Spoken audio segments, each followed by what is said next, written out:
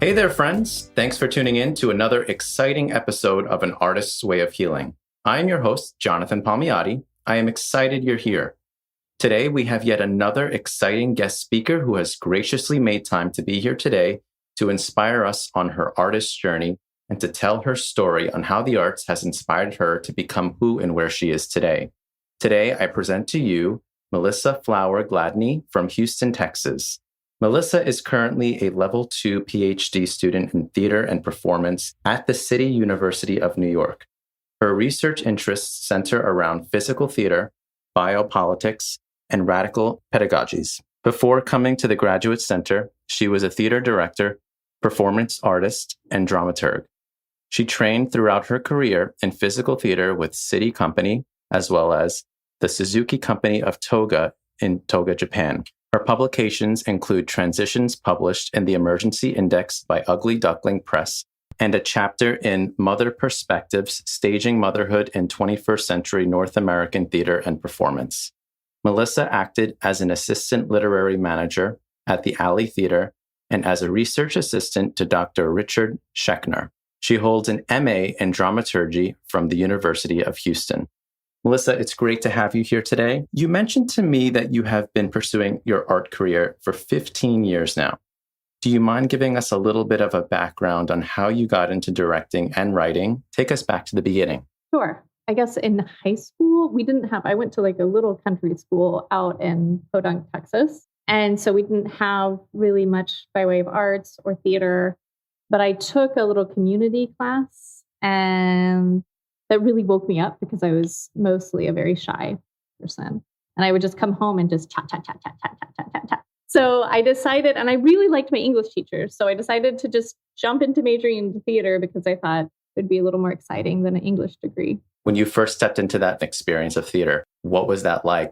Did you get like an aha moment? Did you get like a wow? Did I have an aha moment? I think maybe when I was younger and I saw Singing in the Rain and I saw it rain on stage. And I thought, I wanted to make sort of these tangible, magical theater experiences. I mean, we see it rain on stage so often, but you can't reproduce that kind of effect with film or any other kind of thing. So there's something really particular about the viscerality of the stage and the senses that I guess even right from the beginning, I connected to. 100%. You mentioned that you're currently doing a lot more directing and writing.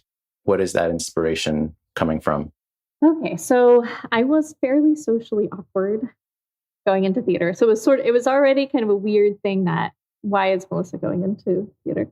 And I don't think I really quite knew, but in my senior year of undergrad, I had one person who was really encouraging to me, and that was Dr. Deanna Totenbier.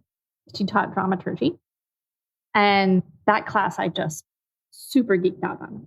I was completely in love, dramaturgy and theater history. And then I was in advanced directing. It was a thing you had to apply to, and I was the only girl that got into it.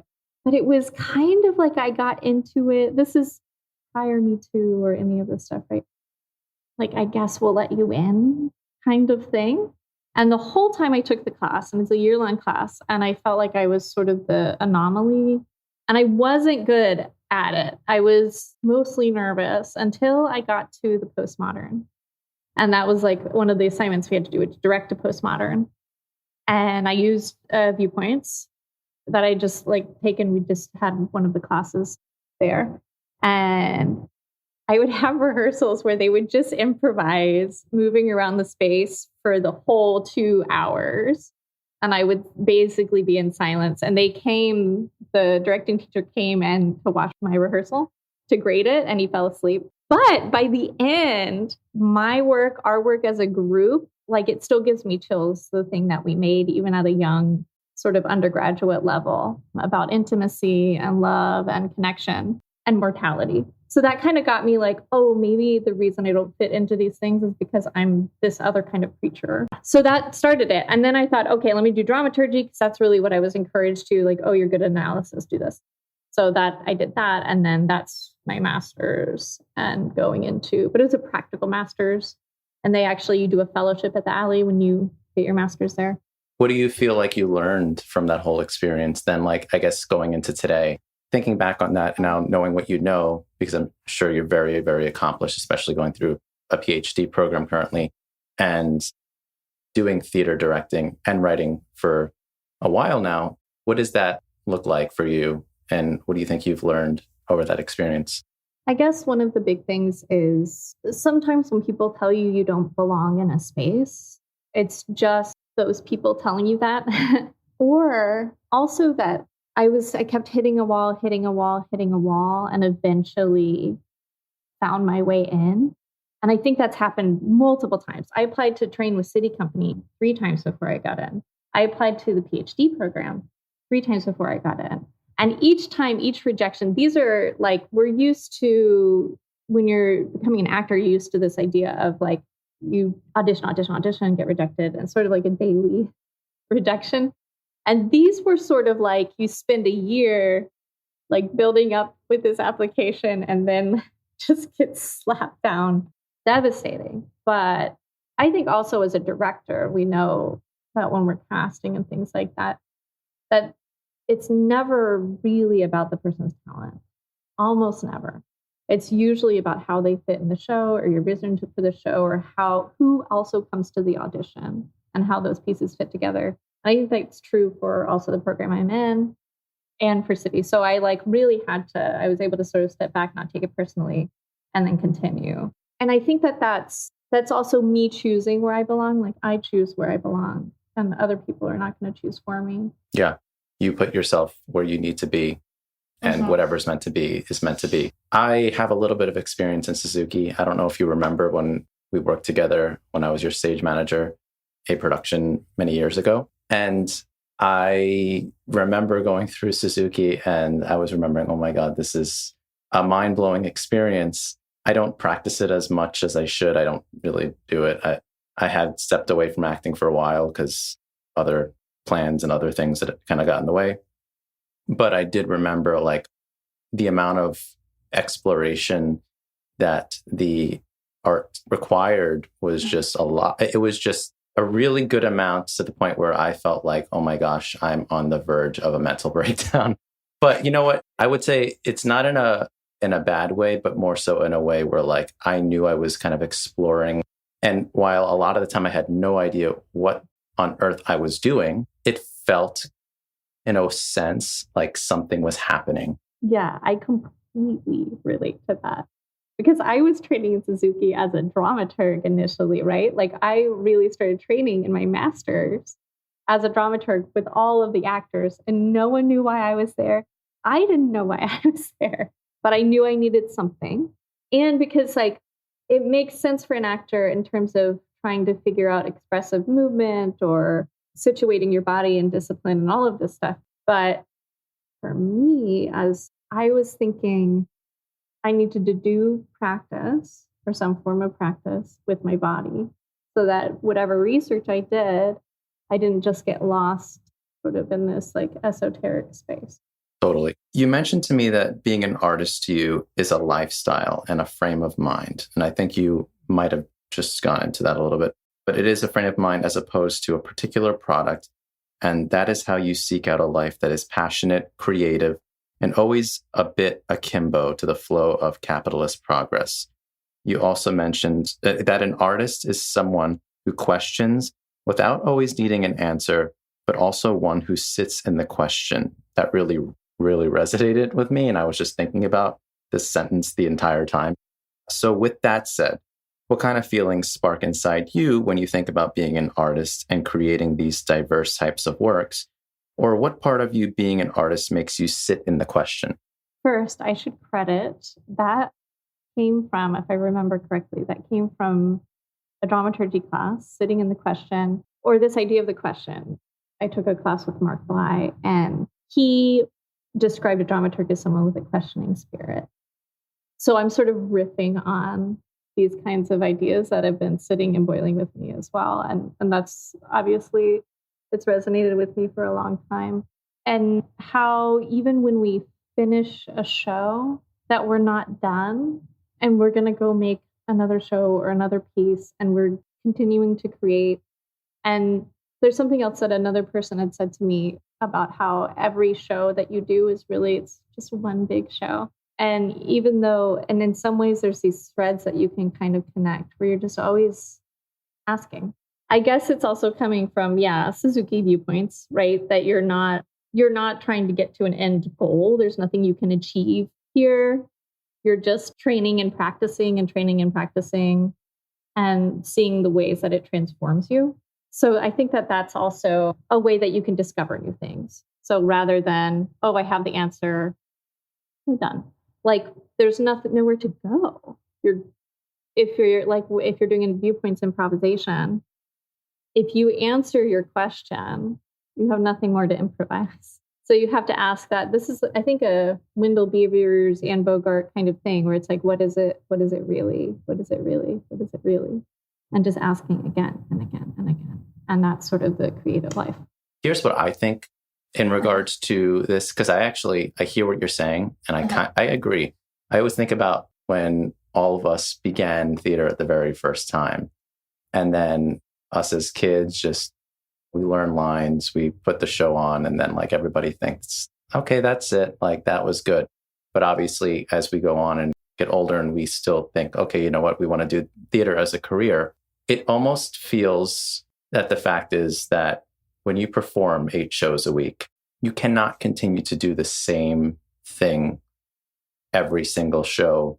People come see shows multiple times and they're like, it doesn't seem natural anymore because they're continuously just doing what they did before and they're not expanding their character. They're not going over the top to try to find those new experiences to better the story, to better the relationships with the other characters that they have on the stage. And ultimately, it just becomes, quote unquote, staged as opposed to asking the question, what else is there? Like shows like Phantom of the Opera went on for like 27 years. I don't think every single one of those actors did the same thing every single night because they thought it was going to work. They continued to dive deeper and deeper into their character for however long their contracts were. And that's also like an actor sort of thing. I know abstractly that people have to do a show night after night after night. But as a director, once I've directed the show, I kind of disappear and hope that the actors can sustain whatever they can sustain. And hopefully whatever framework I've set up is one that's robust enough for them to lean on. And then you hand it off and it's theirs and it's not yours anymore. Like as a director, once the show opens. And my hope too is that as a stage manager, because you were a stage manager, that they watch the show and they are also, they're not like, you were supposed to do it this way every time necessarily. That there's also sort of an openness of like, okay, now it's ours. Do you feel like you need to be successful to be an artist, or what is your definition of being successful within the art? What is success in the arts? You would hope that in a material way at some point, you would be able to find a way to support yourself, either in the arts or in some other work, so that you can keep working and developing your own practice. And that's it. Obviously, no one's going to sit here and be like, when you're famous, you're successful. That's like a very sort of trite thing. I'm fairly ambitious, even though I know that in many ways, I feel like I'm already successful. I did the thing. I did the show that I thought was impossible to make. I did things that, like going to Japan or whatever, I just didn't think that I would actually be able to do it. And then I did. Those kinds of little moments of just pushing through, that to me feels like a successful thing for me. For me, it was doing the things that I was most afraid of, but the things that I wanted the most at the same time. I don't think that success is specific. It's whatever is to your mind is successful, because everybody has a different definition of success. And it kind of goes back to what you said, that you don't really need anyone else to tell you what to do or how to be or how to do, because you know what's good for you and what's going to create success for you. I think that also gets into a whole mental thing of unhealthiness if you constantly are trying to look for the answers in other people, because everybody's going to have different opinions and we don't always want to follow it, because then we're not doing what's good for us. So I 100% agree. And I think that's kind of the reason why I asked this question a lot, is because I'm curious to know what you find is successful. And it doesn't even have to mean like successful in the stereotypical way. It's just the success of I achieved something and it was the small wins. Yeah. I think that for me, it's just the continuing, even if things have gone horribly, horribly wrong and I didn't think I could do art. I mean, I'm in a weird position right now because I'm in a PhD program. And in many ways, that's a win because I got in and all of that stuff. So when we're thinking about success, there's just a lot of trade-off. I can't direct a play right now. I have a toddler, except for that also looks like success because I have a baby and I love him. So there's not some tiny picture. You have the sacrifices that you make tangled up with all of the things that you also accomplish. So, Melissa, you mentioned that poetry and plays inspire your artworks and that you don't have a specific artist you can pinpoint that you feel is a role model or inspires your art. Could you please name a specific play or poem that has inspired one of your pieces of art that you devised on your own, and how has it inspired you? All right, so I have a million answers because I'm a researcher, right? So I'm doing tons of research all the time. And that's part of the reason I don't necessarily have a specific person. Although I do really love magic realism. So I think Sarah Rule kind of sits in there because I also like poetry and things like that. I've done a piece that was inspired by the love song of J. Alfred Prufrock. So if you were to give one that really like speaks to you, like, because I'm sure that there, like you were saying, like there's so many, is there one that you really like just comes to mind? Like that's like probably in the top one or two? I think that the Prufrock poem is probably in the top one or two. And I can't tell you why, because it's about a man who's aging. I guess there's certain things. There's little moments in that poem where he says he has to prepare a face for the faces that he meets. And he talks to the woman next to him and has to say, that's not what I meant. That's not what I meant at all. And the difficulty of connection and communication, but also the passing of time and life. And at the end, he's rolling his trousers because he's getting older. And I think I really connected to that, especially after the loss of my husband, I guess, because it felt like I was sort of outside of the world, just kind of watching it pass by and not really even wanting to connect or live within the life or my body or anything. I was just kind of like trying to perform living. Is it wanting, or you didn't know how? No, I really didn't. And I was looking at like a lot of my writings at the time about being in the theater. That was really just so, so important because I remember after everything happened and I'm in Houston at this time. And I had to I had a meeting with a wordsmith theater company, and I was on the board and I'm supposed to attend the board meeting or a reading or something and function and talk to people. And what would happen is I would arrive and I would just sit and cry in my car because I didn't know how to be around people. I would sit and cry and cry and cry and cry, and then I would go in. And it was so normalized. Like, this is just how Melissa shows up. She's going to show up a mess, red-faced, potentially hungover, potentially vomiting. And we're going to continue to invite her and let her come and be in this space. And I like, what other job would be okay with that? That would just let you be in a room and be that much of a disaster. But I think that that's what helped me sort of get through all of that. I can't imagine going into a cubicle and having all of these like horrific grief things that you just kind of have to numb out somehow so that you can keep working on your computer or filing a contract or something like that. We're all human. So whatever it takes for us to heal, that's what it is. And I think a lot of people understand that. Obviously, there's many people who don't.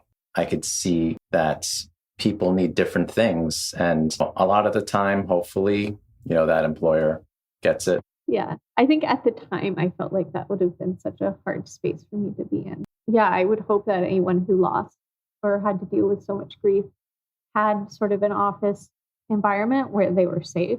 Because at the time, it just seems so ludicrous that you have to keep going, that you have to work, that you have to do these things. Because it feels like the whole world should stop. So we have a proofread who lives through possibly almost every piece of theater that I do. And I don't know if I can ever articulate why, except for that poem. I remember reading it to when I was first like seducing my husband in college. I read that whole poem to him. And that was sort of the first like sort of deep connection that we had, he and I. I just remember that. It's almost like we fell in love through that poem. And it was actually on our wedding cake. It's really connected to my whole life and little verses and things like that. You also mentioned that your art has saved others in the past. In fact, you actually mentioned to me in the past that you collaborated on a piece with sound movement and a gallery of portraits of women who had been made invisible by society and the government, and that one person told you that this piece was the first time she felt like she was allowed to exist. Could you please tell our listeners a little bit more about this piece? Also, if you could tell our listeners a little bit in detail about the woman who felt like after seeing the piece that you were a part of, that she felt like she was able to exist. Again, I don't want to be like, oh, I'm saving people. And this is kind of a rare moment that I didn't expect.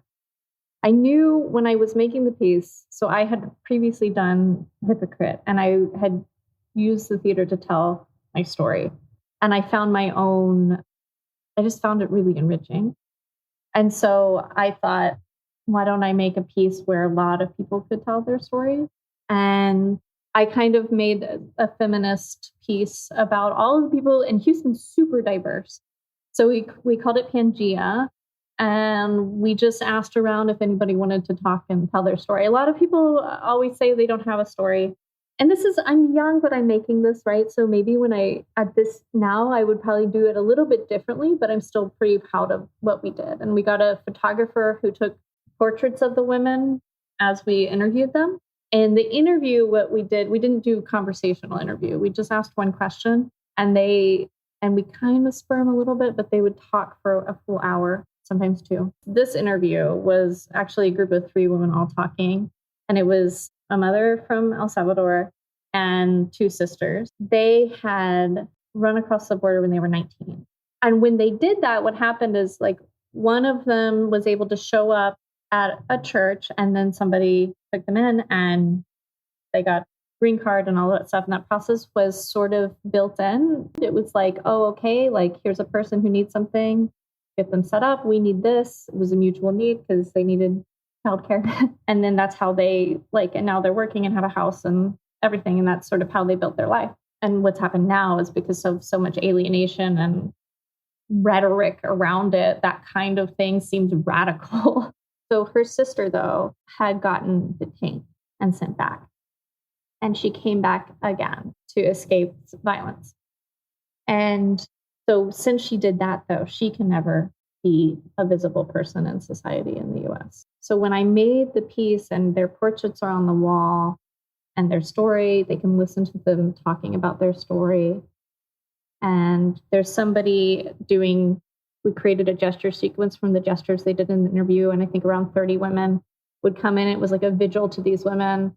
And we would perform 6 to 8 hours a day, rotating different people doing the gestures while you hear the sound and the pictures are there. And she came and that's what she meant when, like in this space, in this artistic space, she's given the integrity and value that she deserves, and that her story should be something that's okay to tell, that's okay for people to hear. So I'm guessing she attended. She came to because it was in a gallery. So it's like kind of more like an exhibition performance art type thing. So that's what she meant when she felt like in that moment she was allowed to exist. And I didn't know that. I mean, that gave me more, that changed me, right? I'm learning now what it means to live in a space that you're just kind of constantly hiding. It's something where you can actually create art, but it's another thing if you actually can help other people heal through your art. And I don't think like her situation didn't change, right? She's not like healed in that way or something, it just was a brief moment of acknowledgement for her. But that's okay. And I think that's the whole thing about art in general, or anything, that there are a lot of people that don't use art to heal. And there are many different instances where people are always going to need healing because there are so many different ups and downs and roller coasters in life. But for the moment, it was a triggering point to figure out where this person has to go to get that inspiration to find the rest of the journey in healing. That's just how I think about it. I think about the part is art provides confidence for people. If she didn't feel seen at one point, at least now there's the confidence and the drive to find a goal to do more for themselves, or you're not by yourself. Yeah. I think that's one thing, is that she wasn't just adrift and alone. Yeah, that somehow, like, that there are spaces that she can belong, and not only belong, but be dignified as a woman. Yeah, so I think that was important. I also really liked that project because I realized I like working, if I'm going to make art, I like working with community or other people that also get something from it, that it's not just me. I'm learning through the art. I'm learning by doing the things. So I have a question. I think everybody's learning. If anybody says that they know everything about anything, I feel like then you're stuck. This podcast is a learning experience for me. I had no idea what I'm doing, and I'm doing what I can because I want to help heal people and how art has delivered that. But also there are people that lean on other people because they need that. You never know what someone that's walking down the street is thinking. And you said, oh, here's $5, or you look really good today. What that gesture does, that small little gesture does, because of whatever else was going on in their life. So I just think about your story and what you mentioned just now about this woman. It probably meant the world to this person. And it was just a small, according to maybe you, like this was just something, that you didn't even think it was going to be anything. It probably meant more than you know. Because who knows, maybe 5, 10 years, 15 years down the line, you might run into that person and they become like successful, or they are just in a better place. And they see you and like, they're going to probably come up to you and say, listen, like the reason why I'm here today is because you helped me realize something about myself. I think that's something, maybe because I'm also a teacher now. So that might happen. But I guess it is the hope that theater somehow helps people survive whatever difficulties they're going through as well, or that the art we make helps them create solidarity in some way. I'm still friends with this person. So this wasn't... So it's not a one-off thing? No, not this one. It was too impactful for me. And also I knew them prior. Yeah. So some ways I'm also making I see the people around me and I'm wanting to make work with. Now they've gotten married. Yeah. It's never going to be like, oh, magically, like there's no point for someone like in this situation, they can't get a better job or anything like this. There's never like a place for someone who's not documented, who can't ever become documented. So I think it's more about doing small things to keep someone going with whatever life situation that they have, that they just feel supported or held, or that they're not, that they're just not alone. I 100% agree with that. If you had to pick the top 3 most proud accomplishments of your art career, what would they be and why? So this one, that is I think the number one would be the Hypocrite, that show. And I actually think for a lot of the other people in the show, it was kind of a top thing for all of us. How big was the cast? There were 4 of us, and it was such a crazy idea. There was this thing that Leon Inglesrode from City Tech Company said, that if your skin isn't in it, then why do it? So in 2013, I lost my husband in a motorcycle accident. And there's one thing when you are a grieving widow. It's another thing when you felt like you had failed in the marriage. And so it became a really complicated thing. I was grieving, but I was like also just so intensely guilty. And I felt like, I mean, the thing that happened to him, like he hit something just going 30 miles an hour, but it hit his heart. Like he literally died of a broken heart so that they couldn't resuscitate him. And it's like one of those moments where you're like, oh, you've been so frustrated and angry. And then all of a sudden you're like, no, let me just forget everything. Like, how do I bring this person back? And you can't. And you just have to deal with. And so there's all these feelings of anger and frustration and just, yeah, like, how do you keep going after something like that? And I decided after the City Conservatory to go ahead and make a play. And I ended up writing most of it because although they were helping, I had never written a play before. Although the other people were helping and there are some contributions, everyone was just so busy. And I needed to get something out fast because I had a space. I booked a space or whatever. And I called it Hypocrite because I didn't feel like because everybody has this, like, especially in Houston, I had this sensation of like, oh, this poor widow, blah, blah, blah. And I didn't feel like I deserved that. I cast someone to actually play my husband in the piece, and I played myself. And then there were two other characters, Lindsay and Thomas Ward. Lindsay Earhart, Thomas Ward. Andrew Love was the person who played my husband. And it's so crazy because my husband's name was also Andrew. And I wrote this piece, but the intro monologue was by Thomas. And Thomas is a comedian. Okay. So we began with this like really dark comedy. And it seems like, and it's again, like kind of a scene. And then there's a couple, it always returns to this couple and like completely in love. And then like starting to sort of disconnect or argue or something like that. And then, but in between all of the scenes, you have this guy, Thomas, who comes in and interviews the person. So they interview Andrew Love, they interview Lindsay Earhart, then he interviews me as like a talk show host, like, hey, welcome to the game show where we blah, blah, blah. And he asks them just brutal questions because each of them has in their personal life, and I guess I can say this because this was in the show, one person has OCD. And so they're like, so tell me about the OCD and how that hinders you as an actor. You know, like just like gross questions that you would never ask somebody in an interview.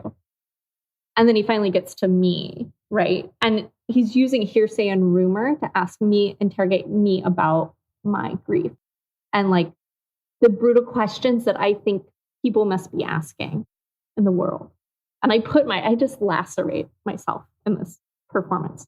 And then there's also songs. And the piece it ends with my interview. And he's asking all of these like really horrific questions. Like, did you really have a miscarriage or did you just terminate the pregnancy or something like that? And the thing with the play is the whole play is about what's real and what's not real. Like what's fact and what's fiction. I have struggled so many years because of the trauma to remember my life with him and before him. And it was like something about how it happened. I had no memories. And for an entire year, I would meet people, talk to people. I didn't remember who they were. I couldn't remember faces. So the play was really about that, right? So he's making up questions that like things that I'm like, did this happen? I don't know. So, and I had lost 2 weeks before he passed, I had lost a child as well, a baby. So like that like feeds into this whole sticky like narrative that I imagine that I kind of, because of the guilt and the survivor's guilt or whatever, I've just like, so that's what that play was me dealing with that. And at the end, he asked me all these questions and I sing a song that's like from this artist named Wes Cunningham. It was, come back, baby, come sit by me before I lose myself, like that. But it's broken and I can't get through the song. I could never get through the song. And the play breaks. I stop. I ask the audience if I can start over. And I just leave. And there's this exit door at the back of the stage. It's actually an exit to outside. And I just leave. And there's no bow. There's nothing. They just sit and lights go out. And then they filter out. Very rarely was there ever an applause.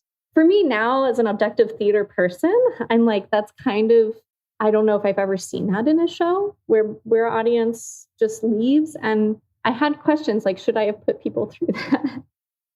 And I don't know. I think that theater is a space where you can feel really, really big things. Can I just say, you put people in a really real situation. So I don't think it's anything about not appreciating it or it was too much or whatever. I'm sure people thought it was a beautiful piece of like art that was created in regards to real circumstances in life. And not only that, but it also probably has people thinking and reflecting on their own lives. Because there are people that have a lot of similar situations and perhaps open their eyes up like, wow, I'm not the only one struggling with a circumstance. This is kind of similar to what I was dealing with. Yeah. Yeah. And maybe to like the depth of what that was. I do think there's some risk sometimes because say someone comes to the show who's sort of already really depressed and this is something that just kind of sinks them. So I think that if I were to ever do something like this again, I would want some safety catch at the end, maybe not a resolution, maybe I can leave it, but in the lobby or something like that, where there's, I don't know, people they can talk to, because I don't want to resolve the play. There was no resolution for me. And in reality, there's not. There's no way to fix. And that's the thing, too. Like, I'm a director. I solve problems. And you literally cannot solve grief. So I think just like some way, because there's no way after that play I could return into the audience space necessarily. I think some nights I came back. There was this amazing time that this person asked me, they were like, wow, I really believe that your husband died. Like, first of all, the play was, to me, that means the play is a success because you genuinely couldn't tell what was real. But also like having to then say that. And then I'm just imagining that person working back through the play. Figuring out exactly like, oh, like. This was real? This is it? This is oh. This actually happened. Yeah. Or what things actually happened or what part. And one of the things, too, that I was so frustrated about afterwards is that if I didn't know it was real, how am I going to explain things? I don't want to explain myself, right? So I think there's some cruelty in demanding explanations from people. Have you thought about going back to the play and trying to do like a remount of it? Yeah, I've thought about it. I think that it would be different, but I could absolutely do it. I could do it. And that's the thing that's so weird to me, is that I think that it's a firm enough structure. I think that it's solid. I could go back. I could do it again. And it would be a little different. Like I probably wouldn't, I don't know. Some nights I may break down at the end. Other nights I won't. That's natural. It's interesting because obviously they say time heals all wounds. I mean, yes and no. I think it's kind of like you've lived through life. And so because you've did the after of living through life, you're not so much your perspectives have changed. You have witnessed more and you're reflecting back on who you were then as opposed to who you're now. Yeah, in my 20s versus now, and I'm like entering late 30s, and I'm just like, I was so hard on myself. I was so unbelievably hard on myself. 2 more proud accomplishments. I think just the Scott training and going to Japan. I think that was one of the pinnacle experiences of my life because I'm in my PhD now and I'm probably going to be writing about this, but this idea of having an artist sanctuary where you're just going because you want to learn your artistry among other artists. And that particular technique appeals to me because of its discipline and rigor. And with the traumas that happened in my life, I needed a space that was just really, that could contain those things. Just my personality. I wasn't looking for like some like sweet hold me coddle thing. I had so much in me I had to get out. To focus your energy. Focus my energy, stomp the rage out and the frustration and the pain, and also a way to keep myself awake. I put that actually in my applications because I felt like there's this thing that you can kind of numb out whenever something like this happens. And I needed some way to stay awake. And that shit wakes you up. Yeah. And then the third. This one changed my trajectory, but maybe it's getting to work with Richard Schechner. Yeah, I just walked up to him and asked him if I could work with him, and now we're coming on I think 6 years of just doing a bunch of random stuff together, but more in the academic space. Just for our listeners, can you mind just saying who that is? Telling who Richard Schechner is? He sort of created, or one of the people who created the field of performance studies. He is also the infamous production of Dionysus in '69. He was the director of that play. People have a whole bunch of mixed feelings, but he's one of these people that if you're like, oh, I didn't like this or whatever, he will make the adjustment or argue his side or whatever, but he's not a defensive person, if this makes sense. He is what you get. He says the truth and what he thinks. And then if he's wrong, he's like, okay, I was wrong. And just being around that is kind of impactful.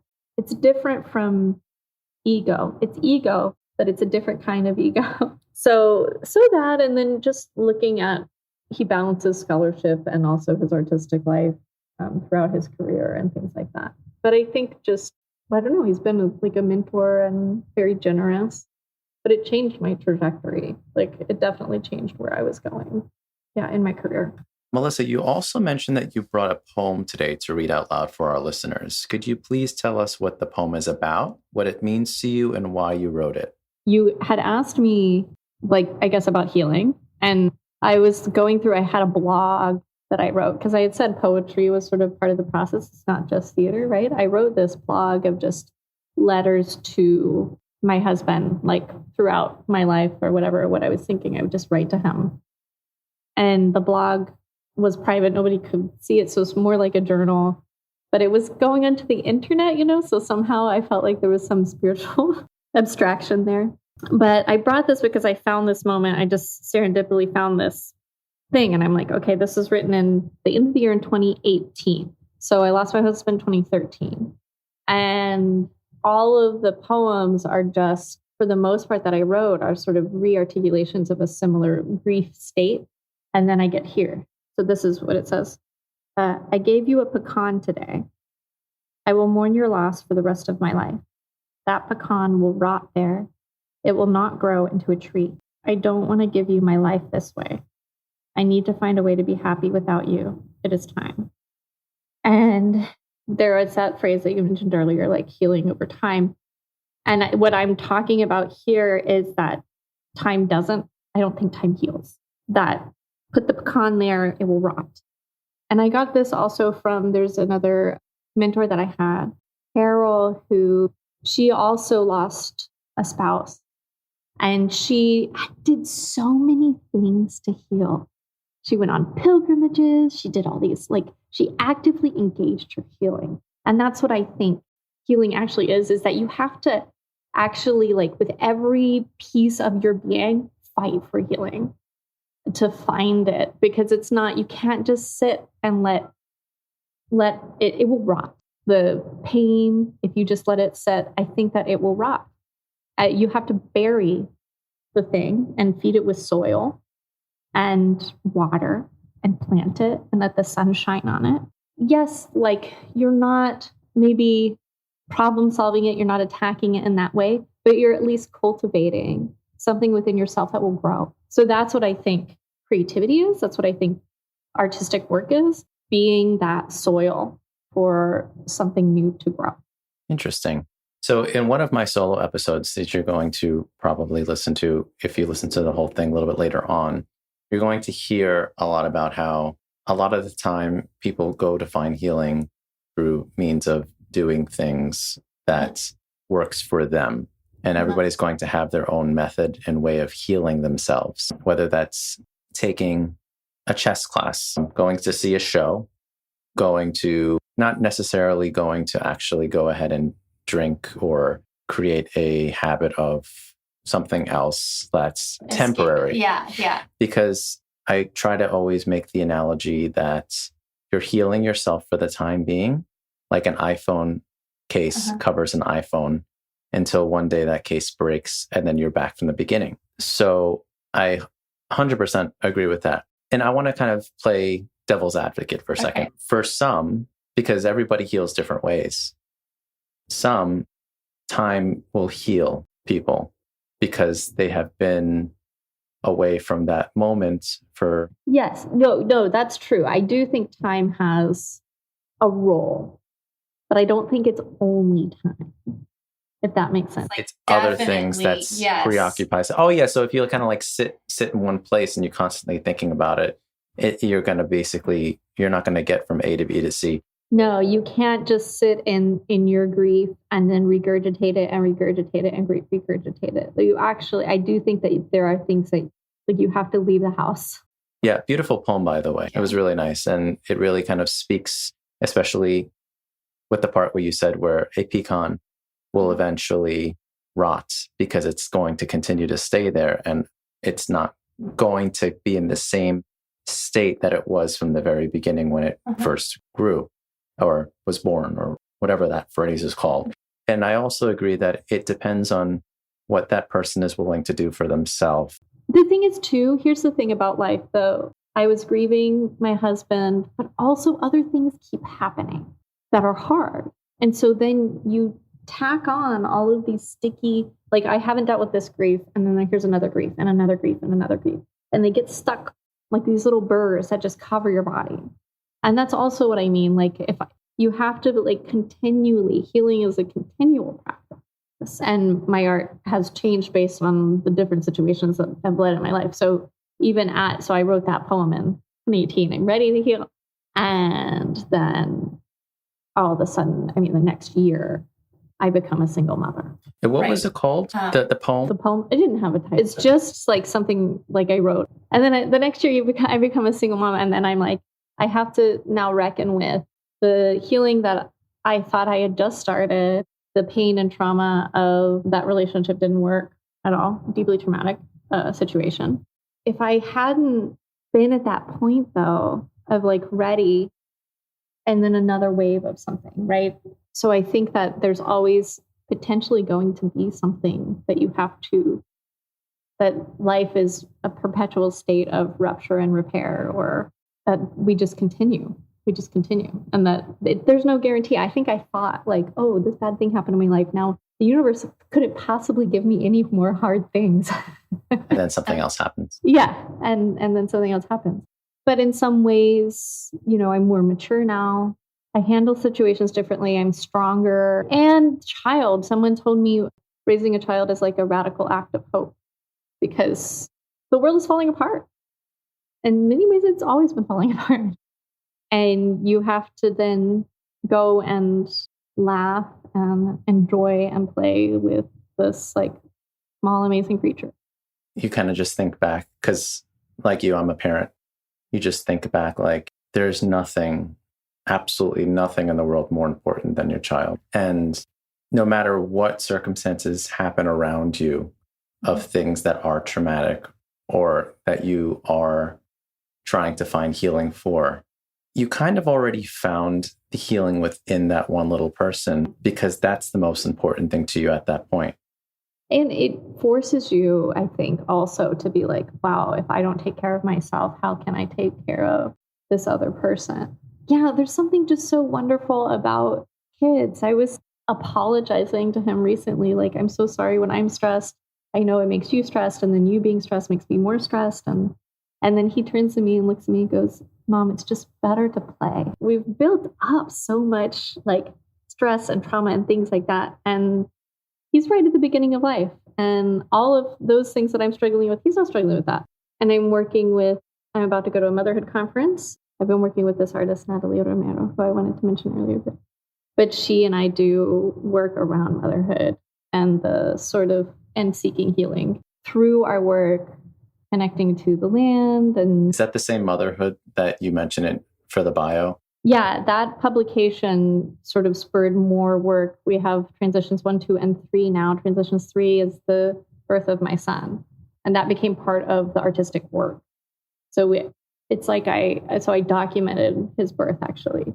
And then she's continuing work as well. And so we have like actually a big exhibition book that we're creating of the work that we've been doing and sort of asking the same question again and again and again about like from feminist structures of care and things like that and how they relate to women of color And this like sort of we perform our relationship, because obviously I am a white woman, but we're performing a relationship to sort of create a picture of like what things could be between two people who are from completely different parts of the world.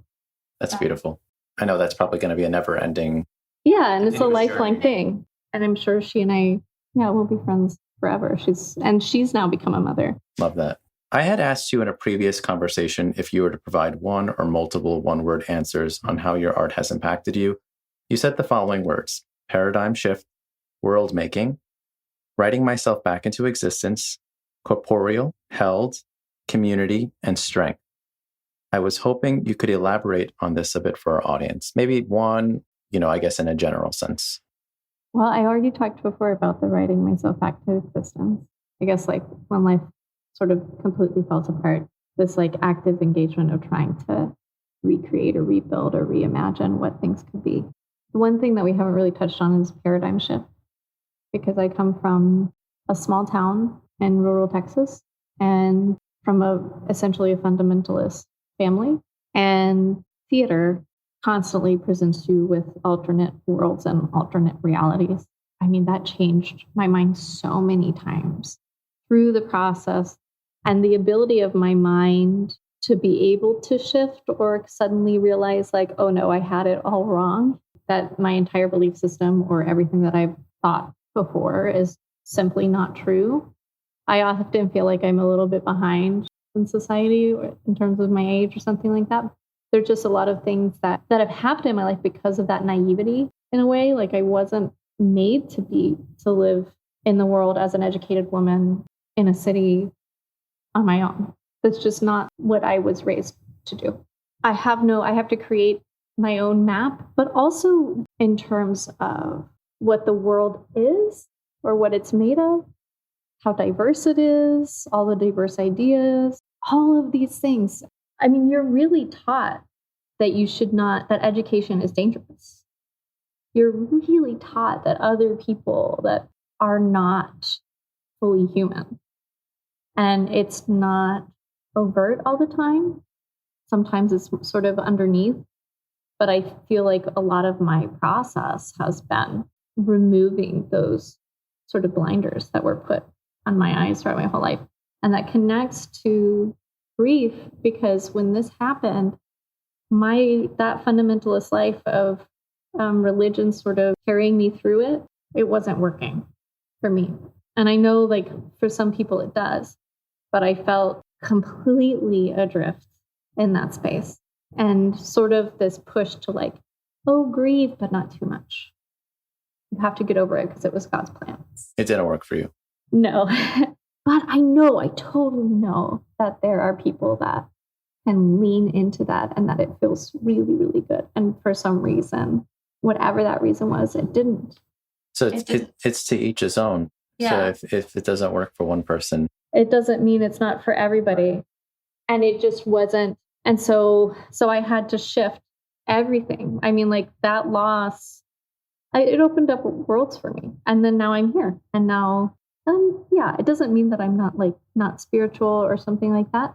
But a lot of the rigid forms that I grew up with have been completely disrupted because of those paradigm shifts. The world did not work out the way that I did not get married and have children and like have this picture perfect life. Let me ask you a question then. Because of the instances in your life that happened, let's say, for example, let's just hypothetically saying that none of that stuff happened. Would you have that same thought? I think it would have come a different way. It would probably just come later. It would have come later. It wouldn't have been so abrupt. Maybe it would have been like in a slower process. But I'm such a questioner. And because I'm in theater and we're always making new worlds or imagining new worlds all the time. And I don't think I could have stayed in a rigid belief system like that. Like even before, everything happened, I was already kind of like loose about things. I was pretty flexible and I just couldn't. And I loved listening to other people's stories. I loved like hearing other perspectives that were not mine, that were like so broadly outside of mine. It also shows that you care about others, because if you want to hear their stories, that means you do want to help heal them. People, sometimes they just need someone to listen. At the end of the day, it's listening to their stories and reflecting with them, sitting there and understanding them. I think that also has to do with healing for some people. Because as we were just saying, like, healing is not always the same for everyone, or beliefs are not always the same for everyone. But when you sit with something and just listen, that's a lot of the time, sometimes what people need. Yeah. And that's actually really hard. I'm a chatterbox a lot of the time, but I think people are so fascinating. And I don't think we realize how fascinating we are. And I don't think we realize that we all sort of have something to offer, particularly in the creative life. I can't imagine if I couldn't create, or if I wasn't creative, what I would possibly do. Melissa, many people believe that art heals people. What are your thoughts on the arts helping people heal themselves? So I think that a part of what we do as artists, of just getting in a room together and talking, is healing. Being in a community is healing. When you're working on a piece, because you're creating something, it's like creating new life in small ways. And you're sort of going against that entropy of like things sort of dissolving or disintegrating or descending into chaos. And you're taking all those chaotic elements and trying to build something new out of it. And I think that process helps you like integrate that into your body, so that you also know how to reorganize, even when things fall apart. The thing with Hypocrite is I don't think at that time, right, that I actually moved toward healing in that show. I think I was a lot of times just re-traumatizing myself and looking back at it, but I'm so proud that I did it. And it's kind of a complicated thing. But just recently I read Lola Arias. Lola Arias makes these documentary pieces where she uses other people to come in and they tell their stories. And this was like huge, because she's like, okay, you can tell your story, this traumatic event, you were in war or this horrible thing happened to you, but you have to be able to tell it where you don't cry. And that sounds abrupt, but I think what she's doing and what art does is it forces you to objectify yourself and objectify that object of grief, so that you can separate yourself from it and look at it in a way that you're not just reliving the story again and again and again and again. And that practice of looking at it, having compassion for that thing that happened, is like huge in the part of healing. And that's kind of, I think, what she was getting at. And if I were to go back and do that show again, that I would be able to sort of step back and look at myself with compassion and not just drag myself through the mud over and over. I think that there's something to be said for the uncomfortable space. Like, obviously we don't want to avoid that. Obviously we don't want to detach in an unhealthy way. And I do think, like, I obviously, and I said at the beginning, right, like, that I did the thing that I was afraid of and I made way through it. And that to me is the greatest success. I think there's something subtly different about grief, and that, like, you go there, absolutely go there, go to the depth of all of it, but you just can't stay there. You can't live in that dark room, and you can't take yourself back to that dark room every time. What you should do is like shine a little light down the stairs and look at yourself in the dark room and pick yourself up and try to like, hey, do you want to like look out the window for a little bit? Fear is kind of different. I think fear is, you don't want to be uncomfortable. Like, you're afraid of that thing, and you can be afraid of grief. Yes, 100% agree with you. But fear is almost connected, from having situations like you're mentioning, like yourself, and afraid to step out into the lights and look out the window, like you were saying. Right. Yeah. Because in some ways, like, if I stop grieving, does that make me a bad person? Does that make me lose my husband again? If I don't feel that pain, in some ways, that pain is the last connection I have to him. Again, that compassionate look on, as if you were your own best friend or something, and being like, yeah, the grief is there, and there's the other things. You don't have to erase that. You don't have to like vacuum up the room and put everything neat and tidy and just forget about it. That's worse. So just completely just erase it from your memory or mind. Yeah. because that's not healing. That's like, I think what I was going back to, like temporary, like you're trying to forget about something that happened, but ultimately it's going to be a part of you for the rest of your life. What would you tell a future up and coming artist who is looking for a way to navigate the arts and to find healing simultaneously? You know what I would say is do it with other people. I'm so glad I didn't do a solo show and that I had other people around me. Yeah, just don't do it alone. And find other people who, one, they keep you accountable to yourself, that you're, again, having compassion to your own process. Two, it's not going to be perfect. But I do think if you can put everything in it that you have, that there's a great deal of depth that you can get from creating with art. Like if you just do it sort of halfway, it will never satisfy. You have to make the feast. Make the feast. And sometimes when it's done, it's not as if you've now solved it, right? It's never forever. I don't know. I'm glad that I made the feast of it. I didn't make some sort of I didn't make a sponge cake. And I think that's helpful for other people too, to really see somebody go for it. And that's moving and it's incredibly brave. And I think that sometimes we're afraid that if we put that story out there, we say the thing that's complicated about, because I have complex grief, right? Like if you say that out loud, that somehow you've done something wrong. And I think that is okay, that through mess is how we connect, how we find other people and how you reach out. But do it in a way that is with other people that you trust, that are safe. Melissa, thank you so much for taking the time to talk with us on An Artist's Way of Healing and for sharing your story with us. What's even more amazing about your story is not only did your art heal you, but you made your art your career, and you are using your art to heal others every day. I could definitely say that you have impacted lives today in a positive way with your words, wisdom, and most importantly, the story you shared that led to your fulfilling journey as an artist. I hope people also get inspired to find their own journeys through art. I am sure that people in the theater and performance world have also been impacted today. I can imagine that your journey is not over, nor will it ever be over, as we as artists are continuing to learn through our art every day. Through our art, we learn, grow, expand ourselves, and discover things within ourselves that we never knew existed. This is part of our healing. Our healing through our art keeps us going and thriving. It helps lead us to healthier and more fulfilling lives.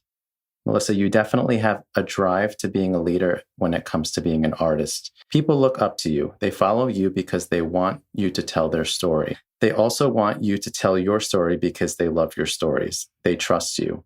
They put their faith in your hands because they know that your direction will help guide them to a safer space, a space where people can not only feel accepted, but that will make them feel welcomed and loved. Through your direction in writing, you make people feel good about themselves and what they bring to the table when they use art to express themselves. I have seen your work, and I know that you work extremely hard at your craft. You nurture what needs to be nurtured. You acknowledge what needs to be acknowledged. You deliver what needs to be delivered, and you do what needs to be done. But through that all, you continue to sit in the question, because that's what an artist does. You sit and reflect, and you build until the art unfolds itself. Art is never done, and you understand that. Thank you for inspiring so many people, including myself. Please continue to do what you do. You are on the edge of something great. I can see a beautiful future ahead, and I think all who believe in you can too. With that said, thank you all again for tuning into An Artist's Way of Healing. I'll see you next time, friends.